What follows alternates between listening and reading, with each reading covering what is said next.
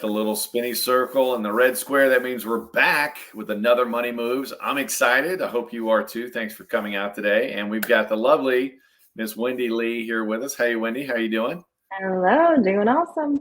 Doing Good, great. great Storm weekend. out. Yes. Good I know. weekend. Easy peasy weekend. Chill. So Yeah, I had a great weekend. It was UK baseball family weekend, so I got my new little hoodie nice. here or pullover. So yeah, it was great to get to see my youngest son pitch on an SEC mound for the first time, and as a freshman too. So Nice. it was super exciting. But that's not what we're here to talk about today on Money Moves. And I'm glad all of you viewers, or if you're viewing it after the live, I'm glad you're here too. Do us a little favor, click that little like button down below. It helps our algorithms. What we're talking about today, a lot of people, as we're going into the end of 2023, which I just can't believe that's just blown by. Mm-hmm. But we're talking about the 5 things that are keeping you broke. And it may be something that you don't even realize is going on. So we're going to talk about that in just a second. So do me a favor, click that like button, click that share button, reach out to whoever and say, hey, jump on Money Moves right now. And we'll get started in just a few seconds.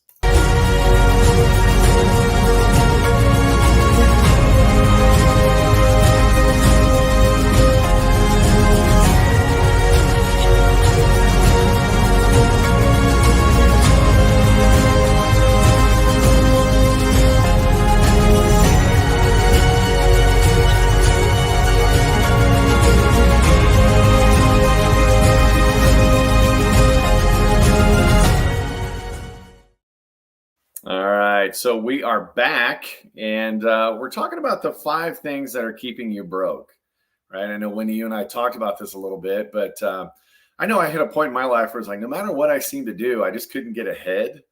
Mm-hmm. And that's when I need to stop and just kind of reset and figure some things out. And I don't know if you've ever experienced that or not. Yeah. I mean, I thought like money was a simple thing before, like, what do I need to learn? You make money, you spend money, you pay your bills, you save. But I learned by, years of doing things the wrong way. Oh, we should be educated.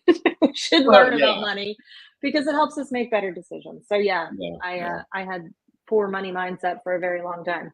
Yeah, your lighting's so much better than mine. I'm noticing we've got bad storms here, and I don't know what's going on with my lighting. But anyway, so we're not here to talk about lighting either. So looking at it, it's one of those things that you hear all these things out there. Well, how do the rich people think versus how do the poor people think, and all that stuff. And it's one of those that it's not really all about okay, well, if you stop watching TV.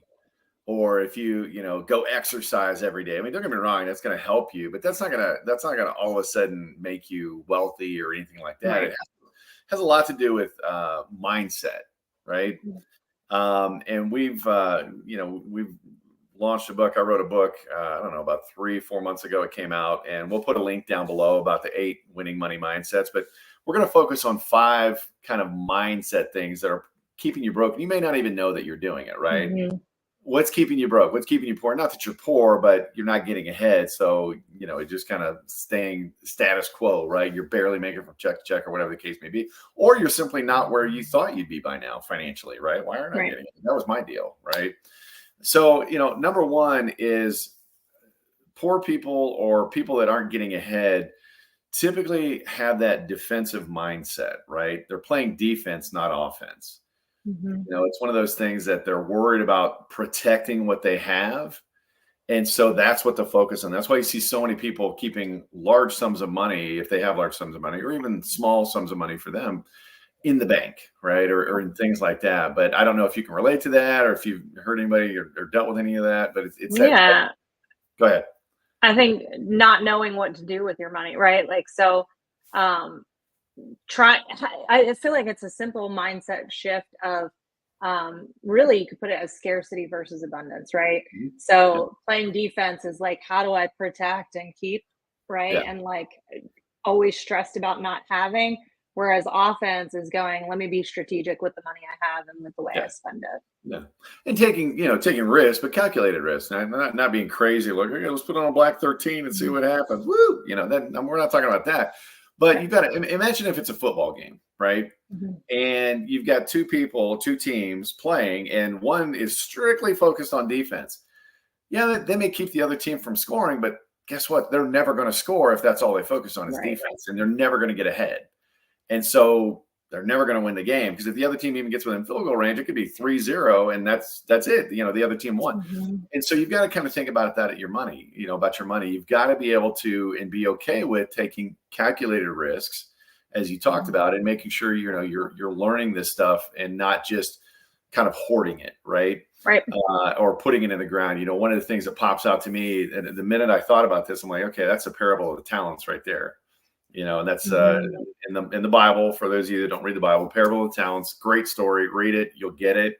It's Matthew 25, 14 through 30. And I did have that written down. I had a little cheat sheet there because I knew it was Matthew, but that was about the extent of it. But it talks about that, right? And it talks about 3 different strategies. So that's the number one is poor people. If you're broke, you're typically, you've got that I'm playing defense. It's that scarcity mindset. You're afraid, right? You're afraid it's going to get even worse. And because of that, you're never going to break through and get out of that situation, right? Number 2 is poor people work hard for their money.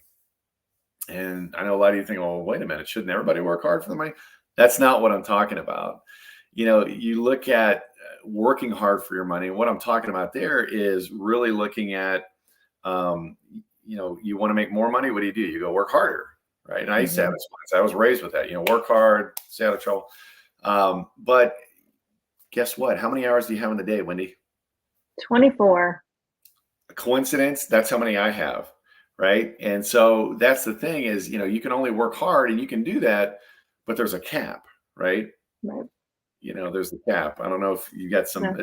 sense on that. Yeah. I mean, I mean, my favorite thing that I learned as being an entrepreneur is leveraged income, right? So, Yeah. working, and you've heard the phrase "work smarter, not harder," right? Yeah. But Yeah. there's truth to that. I know There it's a is. cliche and people say it, but they say it for a reason because you can only, like you said, you can only work so hard. Mhm. And how often do we see people that are working hard that their bodies are getting deteriorated and they're Mhm. still not getting ahead because they're just working harder and harder and decreasing their quality of life Yep. to be in the same spot. And so instead of working hard for your money, learn to get your money working hard for you. Yeah. Well, it's not only that, it's being able to leverage too, like you were talking about. It's, Mm-hmm. you look at the system we've designed at Turning Point Group, which is my main thing, yours as well. But you look at being able to leverage the agency mentors, right, to have meetings Mm-hmm. for you, and it's a system and all that stuff. So you can literally have 3 meetings at the same time. So instead of having, Mm-hmm. 4 meetings in a day, for example, now because you're leveraging other people, you can now have 12. And so Mm-hmm. you're in 12 places at once, rather than one. And Yeah. so it's a lot of, and Robert Kiyosaki wrote a great book. We talked about it last week, but looking at, that leveraging systems, leveraging people and things like that. And this is what corporations do. You're not taking advantage of anybody. I mean, that's, if you're an employee, guess what? Somebody's leveraging your time, right? Exactly. Everybody's being leveraged. Yeah. Exactly. Right. So it's like, oh my God, no, you're already doing it. You just don't realize it. Right. No. So it's one of those things where you've got to be able to leverage and build that passive income where you're actually getting paid whether or not you're doing the work. Mm-hmm. And it's not only that. I mean, you can still be in a direct route, but you've got to have some other things. And a lot of that is like you said, getting your money to work harder for you, Mm-hmm. right? Not just keeping it somewhere where you're protecting it like a bank or a CD or something like that, but getting it out there so it's working 24/7 for you while you're working for it, right? Mm-hmm. It's that whole, seed versus, planting. If I have seed and I eat like a bird, eat all those seeds, I'm not going to have anything to plant in the ground to have crops down the road, which are much more seeds if you think about it. So, Mm-hmm. that's kind of that second thing. So the third thing is broke people focus on obstacles. Okay. And I mean, I don't know if you've ever heard any obstacles or anything like that. I'll let you share. Yeah. Well, yeah. I'd rather call them excuses, but Oh, I see it, right? That's exactly what they are. Nobody's buying those excuses except for you, the person saying them, right? Obstacles. Yeah. I mean, I've got kids. I'm going through this. I'm going through that. All these I don't have enough reasons. time. Yeah. I don't have enough time. I didn't learn this stuff. I don't, it's again, it's excuses. And even I mean, and just watching, I've seen very wealthy people that have lost everything and built it back up Yeah. several times over because they have the right mindset. They might have made mistakes that put them in that position, but it didn't stop them, right? Yeah. Whereas Well, some people just never have. yeah, and you look at that, and that's, quite frankly, and I'm just going to say it, that's why socialism doesn't work, right? Is, you could take all the money in the world and distribute it evenly around the world within a generation, or more likely within 10 years. That money is going to be split up exactly the way it currently is today. Why? Because those that, are out there making things happen and are being proactive, and having the money work for and learning this stuff, learning how to do things, are going to end up adding more valuable and things like that, as opposed to just kind of sitting back waiting for it to happen, right? And that's Right. that's one of the things that, you've got to be out there, not just focusing on the obstacles. Not what I'm not doing this because I can't afford it, or I don't have the time, or I don't have, I've got kids, or I don't understand Mhm. it. Well, fix that, right? We all have the same amount of time in the day, so learn from others. Prioritize your calendar if you've got kids or things like that, or figure out things that you can do with kids, Mhm. things like that, working from home or whatever the case may be. And it's one of those things that all of this stuff is out there. Yeah. And if you're one of those frustrated people right now viewing this saying, oh, you guys are wrong, da, da, da, you haven't looked hard enough, because I'm telling you, there's a Mhm. ton of ways to make money, have your money making money, and things like that. You just got to learn about them and be okay with taking those calculated risks, Yeah. right? Be So resourceful, be a problem solver. that's right. That's right. Well, that leads me to the next one too. It's, poor people want to be paid, or broke people want to be paid on time. Mhm. You talk to people, and that's why a lot of people won't take a sales job or a commission job, or even start a business, right? Because I want to be paid for Mhm. my time. Okay, well, so you're basically selling your time for cash.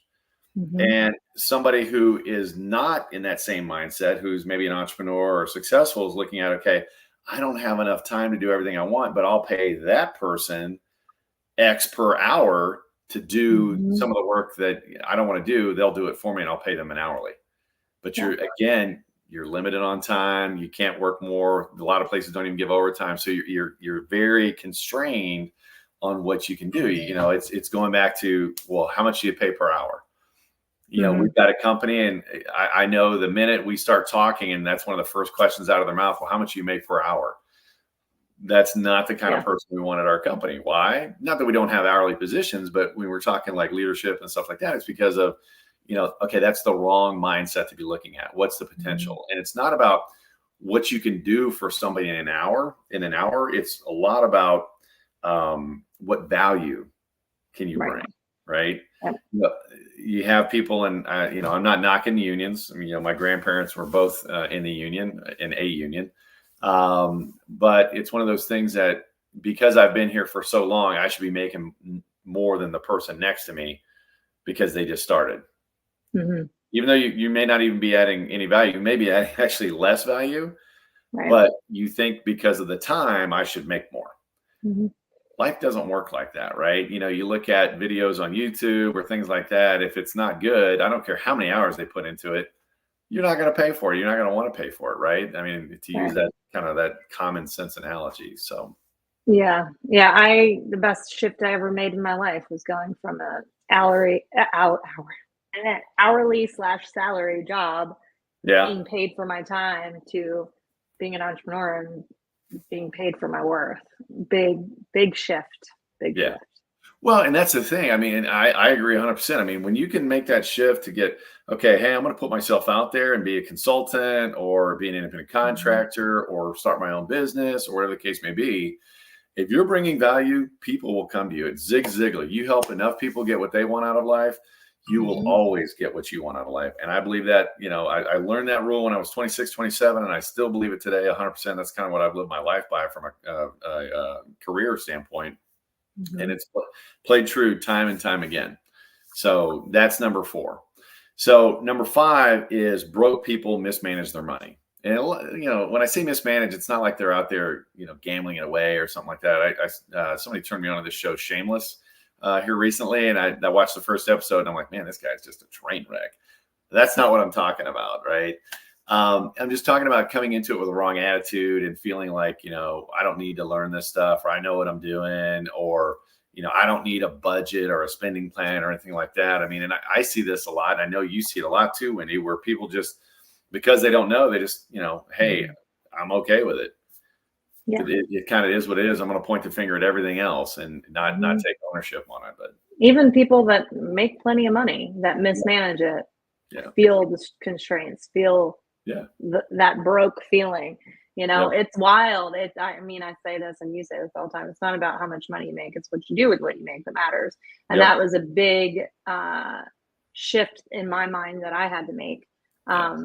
Because especially, and it grew me a lot seeing other people, like, we have clients that come in that we're like, you should be set like for life, and you're not, right? Well, a lot of it is that YOLO, right? I mean, there was a whole ad campaign on YOLO, you only live once, spend it now, right? And that's our consumerist society here in America, where it's like, hey, don't worry about it, just pay it, and the banks know this. That's why they support this, because they want to keep you in credit slavery, right? Where you're paying a portion of your income every month to your credit card bills, your loans and stuff like that, to the banks. And, they don't teach us this stuff in school. We don't understand how money works, right? But we don't take ownership to learn. That was my deal, right? I went to school, got a couple of bachelor degrees, went on, got an MBA, thought I was doing good. But I realized, man, I seem to be broke. And I wasn't broke, like I wasn't destitute, but it was like, why aren't I making any headway? I'm not really, it's because I didn't understand how money worked. And that's kind of what we're talking about today, is you've got to have that right mindset. I mean, just because you stop watching TV or start exercising or whatever, if you're not learning how to think like wealthy people do, you're never going to get ahead. So that's what I did, right? I started learning. Broke people don't want to learn. They think they know it all. Oh man, I'm not reading a book. Most people don't read. You laugh, but most people, once they graduate high school or college, very few will actually read a nonfiction book, right? I mean, it's true, right? So they don't want to learn. They don't want, I don't want to do a spending plan or a budget, right? That's why we call ours a spending plan, because you plan to spend the money today and tomorrow, but you just got to be intentional about it, right? But if you don't budget, I mean, and most people think it's constraining, it's a little bit, but you've got to be able to have some today. It's like what was that candy? Now and Laters, right? Spend some now, save some for later. I wonder if we can use that. Is that still around? Can we grab that copyright? I haven't heard that in forever. I'm in trouble, right? I do not own the rights to that brand or that song. But it's one of those things where, you want to live for now, right? But you also want to make sure that you're able to eventually retire and you're building wealth throughout your life. And I'm not just talking about accessing money at 70, 80. I'm talking about building wealth so you can access it in your 40s, 50s, and 60s, right? That's when it's exciting. But if you're always consuming that seed, you have nothing left to plant for the future, kind of thing, right? So just kind of recap. I don't want to go too long today, but why are you staying broke? It could be your mindset. Number one, broke people play defense, right? Step up, get with some coaches, talk to us if you need to, but start learning how to play offense with your income, right? Broke people work hard for your money. That's great. Everybody should work hard for the money. But you also want your money working hard for you. You also want to work smart, not just hard, right? And there's a lot of different things on that. Number three, broke people focus on the obstacles, right? Well, I can't do it. I don't care what you do. There are going to be obstacles. And there's going to be a what if, right? It could happen. It could not. Focus on what you know, but you're going to have to take some risk. You can calculate a risk, but don't be afraid, right? Don't operate out of fear. Operate out of a mindset of plenty. And I know that in my case, my father's going to take care of me, right? And I know that's for you too and a lot of other listeners. Number four, broke people choose to be paid on time, okay?